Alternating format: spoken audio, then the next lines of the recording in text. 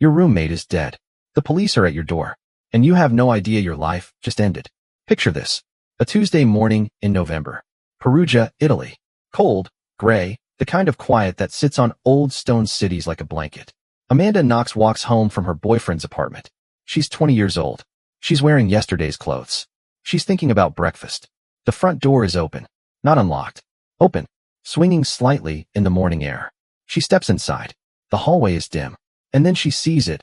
Blood near the bathroom sink. A smear. Dark. Real. She stands there for a second, completely still, her brain refusing to process what her eyes are already telling her. She walks to her roommate's door. Knocks. Nothing. Calls her name. Nothing. She calls her boyfriend. He comes. They call the police. The police arrive, and they break the door down. And what's on the other side of that door is something Knox will spend the rest of her life trying to unsee. Meredith Kircher, 21 years old. On the floor of her own bedroom. Blood on the walls. Signs of a violent struggle. Her throat had been cut, and the front door showed no signs of forced entry. Which meant, in the minds of the officers standing in that hallway, Meredith had opened the door herself. She knew whoever did this. And Knox lived there. That thought takes root in under a minute. And from that moment, everything that follows is already broken. The police sit Knox down that same evening. Not the next day. That night. She's been awake for hours. She's sitting in a cold room in a foreign country, her Italian limited, the translator across from her struggling with English, and the officers in front of her are not asking questions anymore. They're telling her what happened. They're telling her she was there. They're telling her, repeatedly, that she did this, that she's blocking it out, that she needs to remember, that if she just cooperates, everything will be okay. 14 hours. 14 hours in that chair. No lawyer. No sleep. No one from home. Just her, a bad translator, and a room full of people who had already made up their minds before she sat down. And here's the thing about 14 hours of that. It doesn't feel like pressure from the outside. It feels like your own mind dissolving. It feels like the floor shifting. At some point you stop knowing what's real, and what they've suggested so many times it feels like memory. She names a man. Her boss. Patrick Lumumba. He had nothing to do with it. Clean alibi. Released within days. Knox tries to take it back. Says she was confused. Disoriented. That she didn't know what she was saying. The police write it down as a confession. The system just swallowed an innocent person whole, and it didn't even slow down. By morning, her face is on the front page. Not Meredith's face. Knox's. The tabloids move fast when the story is good, and this story was very good. Young American girl. Foreign city. Dead roommate. A statement naming someone. They had everything they needed before the forensics team had even finished processing the scene. They find an old social media username. Foxy Knoxy, a nickname from her soccer days when she was 15 years old, and they print it like evidence. Suddenly, she isn't a scared girl in a police station. She's a character. A villain with a nickname and a dark side and secrets. The Italian press calls her a she-devil. Actual words. In print. She-devil. British tabloids run her photo next to words like cold and calculated and dangerous. American cable news treats the whole thing like a mini-series they've been waiting for. And Meredith Kircher, the woman who was actually murdered. The 21-year-old who actually had her life taken. Whose family was sitting in a house in England trying to understand how their daughter didn't come home. She disappears from the headlines inside a week. Her own murder. And she's the supporting character. Now the evidence. And I need you to really pay attention here, because this is where the case doesn't just weaken. This is where it falls apart at the foundation. The prosecution had 2 pieces of physical evidence connecting Knox and her boyfriend Rafael Salcedo to that room. A knife and a bra clasp. That's it. 2 items. For a murder conviction. The knife came from Salcedo's apartment. DNA on the blade, allegedly Meredith's. But the amount detected was below the minimum threshold for reliable forensic testing. Below the floor. The level where contamination becomes indistinguishable from contact. Independent experts looked at the results and said the same thing. This could be a swab that touched a counter. This proves nothing. The bra clasp is worse. It was left at the crime scene for 47 days before anyone collected it. 47 days. Officers walked through that room. Journalists photographed it.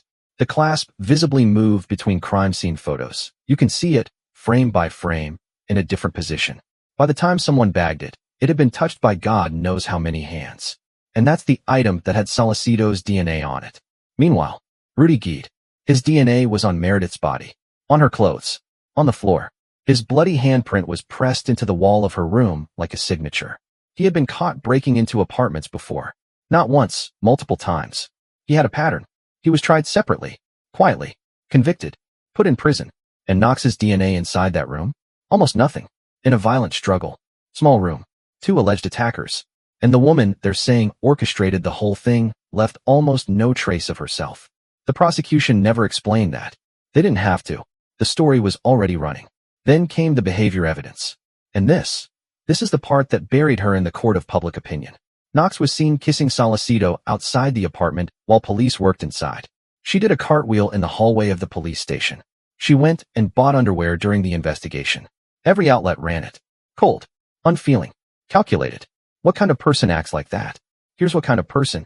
A 20-year-old whose entire world just collapsed in a single morning. Someone standing in a hallway outside a room where her roommate's body was found, whose brain has gone somewhere far away because staying present is simply not survivable. Dissociation isn't a symptom of guilt. It's a symptom of a nervous system that has hit its absolute limit and is doing whatever it takes to keep the body upright. Grief doesn't look the way movies taught us to expect it. But the cameras were already rolling. And traumatized girl acts strangely while in shock, has never once sold a newspaper. She goes to trial. Sits in an Italian courtroom while theories about satanic rituals are presented as motive. While her private diary is read aloud and dissected for evidence of a dark personality. While her sex life is discussed in open court as though desire itself is proof of violence. Guilty. 26 years. She's 22 when they sentence her. 26 years would take her to 48. More than half her life. Gone. In a foreign prison. Based on a knife that might be contaminated, a bra clasp that spent 7 weeks on a dirty floor, and a confession she tried to retract the same night she gave it. She sits in a cell in Perugia, and the world moves on. Then something shifts. A new appeals court orders independent forensic review. Real experts. No agenda. They examine the knife DNA, the bra clasp, the collection methods, the chain of custody. Their conclusion is quiet and devastating. The evidence doesn't hold. The conviction is overturned. Knox walks out of the courthouse, flies home to Seattle, stands in an airport in America for the first time in 4 years, and tries to remember what normal feels like. And then Italy's Supreme Court sends it back. Retrial ordered. New conviction. 28.5 years. Extradition request filed. She is standing in her own country, thousands of miles away, and a foreign legal system is trying to pull her back into a cell. The institution that failed her the first time is reaching across an ocean to fail her again. Italy's highest court, final authority, no appeals above it, reviews the entire case from the beginning. Every piece of evidence. Every argument.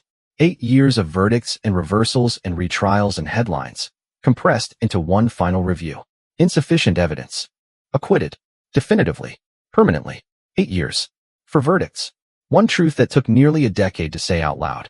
Here's what actually happened in that apartment in November 2007. Rudy Gede broke in, the same way he'd done before. Meredith was home. She fought back. He killed her. His DNA was everywhere, on her body, her clothing, the walls of her room. He was convicted. He's in prison right now. Amanda Knox came home the next morning to an open door and blood near the sink. And the world decided she was guilty before the body was cold. Not because of evidence. Because of a story.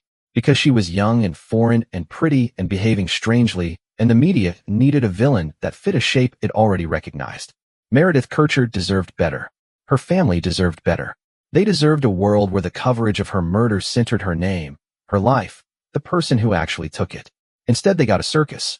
And somewhere in Seattle right now, a woman in her late 30s is still answering questions about a murder she didn't commit. Because the story the world wrote in 2007 is still more comfortable than the truth.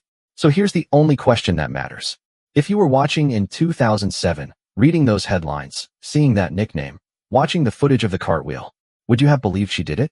And if the answer is yes, what does that tell you about the stories you're still believing right now?